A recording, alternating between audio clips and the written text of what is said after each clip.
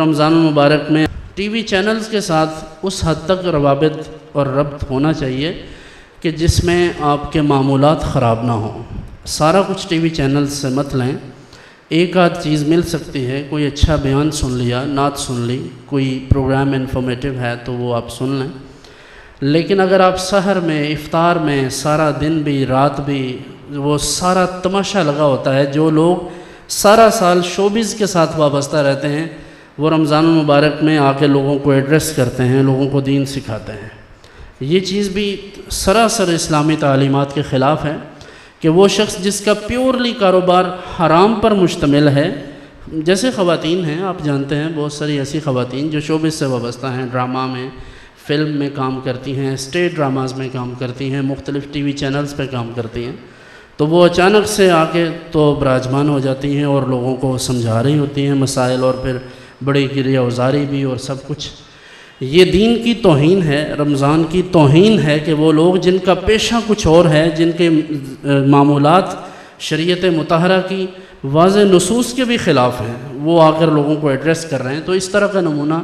شریعت مطہرہ ہمیں پیش کرنے کی اجازت نہیں دیتی۔ تو پہلی بات تو یہ ہے کہ اگر میڈیا کو جوائن کریں تو کم سے کم یہ فرق بھی ضرور پیش نظر رہے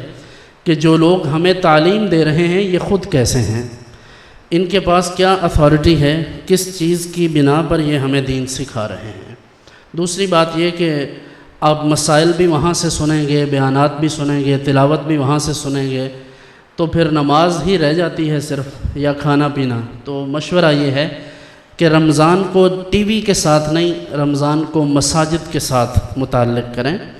مسجد کے ساتھ آپ کا دل لگا رہے۔ ٹی وی میں جو چیزیں مناسب ہیں وہ ضرور آپ وہاں سے معلومات حاصل کریں، لیکن سحر اور افطار میں دیکھیں، سحر میں اٹھ کے آپ تہجد پڑھیں۔ ان دنوں تہجد پڑھنا بہت آسان ہوتا ہے کیونکہ سحری کے لیے اٹھنا ہی پڑتا ہے،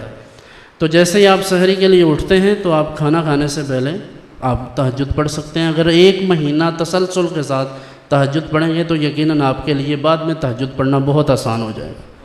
لیکن ہم اس طرف توجہ نہیں کرتے، اس وقت بھی ٹی وی کے آگے ہیں، لیکن کوئی ضروری پروگرام ہے کوئی ایسا اچھا تو دیکھ بھی سکتے ہیں، لیکن اتنا نہیں۔ پھر وہ جو تماشا لگتا ہے، مہمان رمضان، پتہ نہیں کیا کیا، وہ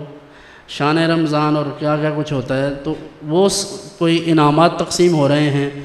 اختلاط مرد و زن ہے، بدتمیزی کا ایک طوفان ہے، خواتین بھاگ رہی ہیں، کوئی موٹر سائیکل کے پیچھے بیٹھ رہی ہے، کوئی موٹر سائیکل کے لیے لپک رہی ہیں بڑے بڑے انعامات کے لیے۔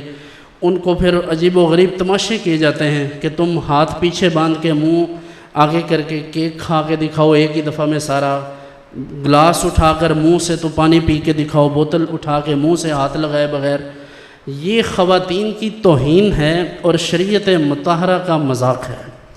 کہ آپ رمضان میں یہ کام کریں۔ ان ٹی وی چینلز کے جو مالکان ہیں ان کو شرم آنی چاہیے کہ دین اسلام کو بدنام کرنے کے لیے کفار نے وہ روش اختیار نہیں کی جو مسلمانوں نے کر رکھی ہے،